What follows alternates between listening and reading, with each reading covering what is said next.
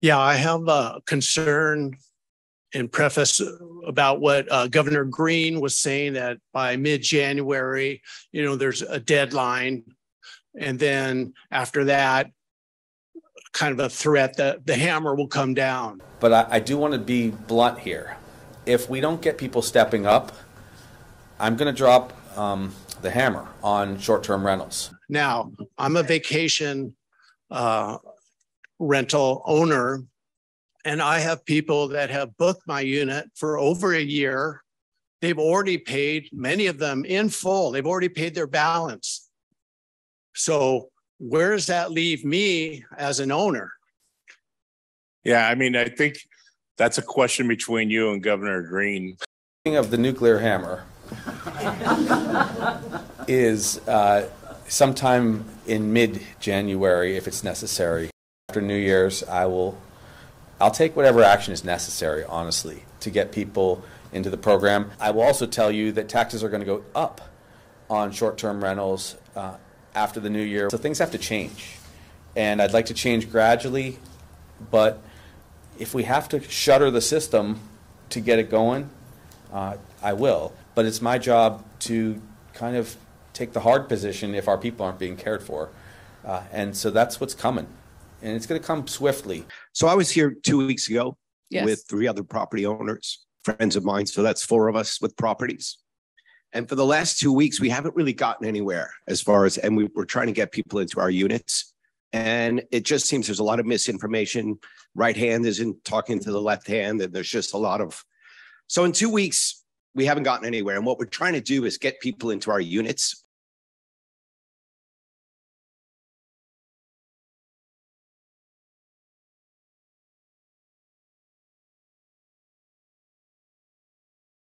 So FEMA has awarded contracts to 3 property management companies. The property managers listed as the property managers in the paperwork aren't licensed in the state of Hawaii.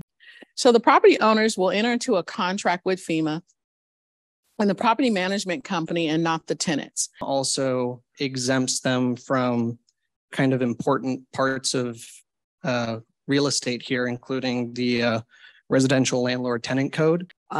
Here, homeowners will feel much more, not that much more comfortable, 100% comfortable if our current property managers would handle with the FEMA. If you give them the same job, why FEMA realtors? Yeah, so we need to have a FEMA realtors. I think we understand the issue of property management, but just let's go back a couple months where we had an industry day where we invited property managers here, where we put out a request for proposal that anyone on the island could apply to be a property manager for us.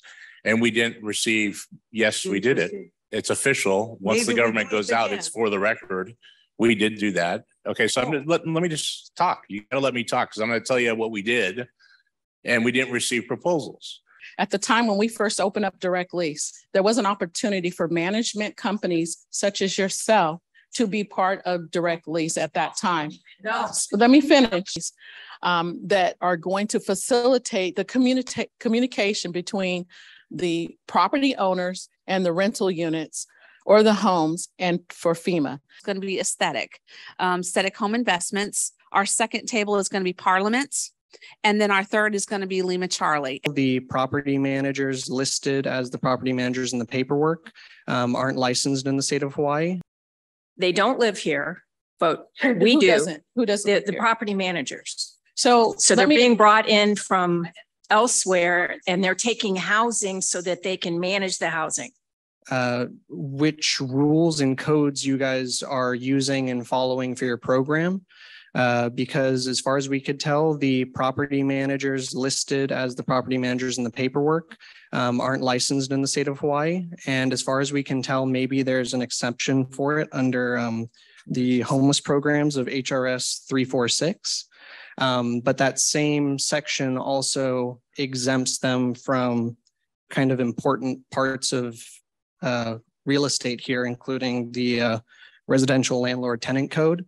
So we were hoping to get some answers on what codes and rules you guys would be following, because, owners want to know how their property will be managed more so than just more so than just what the basic policy is, what rules and laws are guiding it. So what we're going to be able to do is, although I don't have all your answers regarding the policies here, that would have to be something that is vetted through our legal. First of all, how are fines assessed and dealt with? Because any AOAO fines the owner, smoking being the big thing, at $250 a pop. The owner is the one that gets fined. How do we deal with that? Because that can really hurt. That's a good question. Hasn't come up yet, but so when there is a violation that happens, and if there's any cost associated with it, that is something that the property managers will communicate to us. And that is something that we would have to pay. And then I'm a little confused on how we work out. I understand nobody wants to pin a specific number to any property, but is it a triple net lease or a gross lease? A triple net lease being you pay me a base rent and then you pay all the other things like AOA, utilities. A gross lease is basically you pay me a number and then I pay everything else. Because one of the concerns here is I have a short-term rental.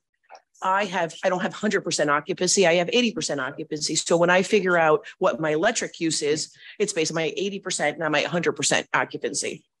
And so that's the concern. If it's in commercial settings calls a triple net lease is I get my rent and then you pay the electricity, you pay the AOA. Also, the concern is AOA fees usually go up. So if I'm factoring it into that gross lease, the number I get, what I get over time, it actually will be less. Okay. So the amount that you are receiving once you sign that lease, it should cover what you're needing for that year.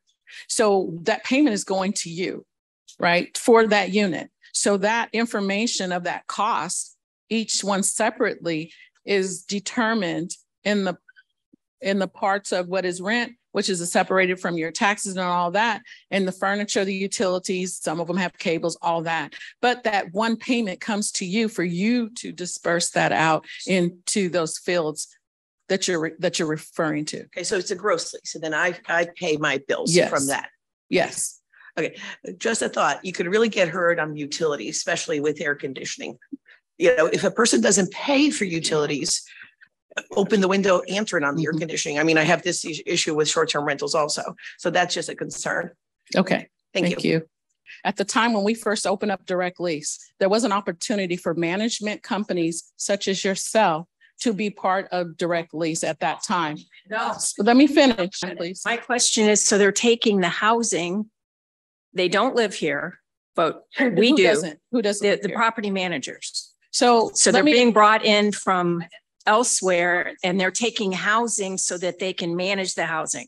I understand your concern. At the time when we first opened up direct lease, there was an opportunity for management companies such as yourself to be part of direct lease at that time. No. Let me finish. Excuse me, let me finish. So at that time, when we did open it up and it was to be part of contracting, you have to go through sam.gov. So there was a whole 30 days of getting the information out there to the community the best that we can to still quickly try to get the program up and running at that time so that we can start housing. So then now that we're here now, as we know and hear your concerns here right now, there may be another opportunity that we will be presenting for the local community to become part of this. But the first thing, and that's the reason why we have sam.gov here, is because we need to know how many property managers that are locally that want to become part of this program. So that is why we are here as well. Okay. Sam.gov, I've never heard of that. And that's why, and that is why we're here today, to kind of help you get through some of your questions with your units, because we do want to work with you. We do need your units, and we do want everyone to be part of this direct lease that can. So that's why we're giving the information out. So sam.gov, in order for me to write a contract with your property management company, we will walk you through how to get registered. Okay. So I have, I've got several owners that I'm kind of representing that had questions. First was, one guy's got a pretty big mortgage on his. He's concerned about, like, when do you get paid from FEMA? Is it the first, his mortgage is due on the 3rd? How does the payment work monthly? That question can be answered by our property manager. We pay them, they invoice us. We pay them on a monthly basis. We pay our property managers. Your need, when it is assessed by them, they can work out that agreement with you on how you're needing to be paid to make sure that those funds come to you in a proper timely manner. Yes. Okay, then I got another question. Yes.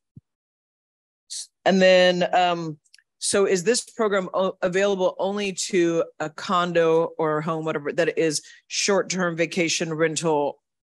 Is it only to ones that are zoned for short-term vacation rental, or is it also available to people that have ohanas that are also interested in doing this program? Some of the ohanos that are presented to us, we have to assess them. There is a standard of sizing, the type of equipment that needs to be in there, so far as having the stovetop, a refrigerator, those type of appliances that have to be, all of them don't. And so as soon as that is presented to us, then we go out to make sure we can get that approved to be accepted. I can't say blanket yes, because some of them have not fit into our program, because they do have to have, your unit has to pass our HUD checklist standards that are there. Okay, because the program looks like it's marketed to short-term vacation rental owners. So we're just kind of wondering if it's also for like Kihei villages, like places that are long-term. Yes. Long-term rentals. Like 180 days or greater. Those sorts of owners can also participate in this program. Yes, for the long-term ones, yes.